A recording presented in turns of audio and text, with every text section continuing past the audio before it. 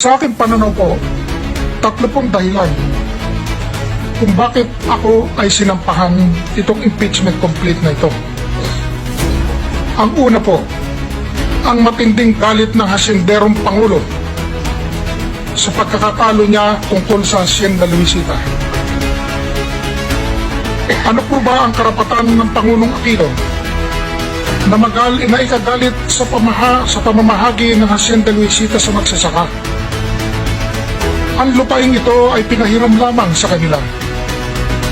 Inagaw lamang itong lupang ito sa mga ninuno ng mga kasalukuyang magsasaka.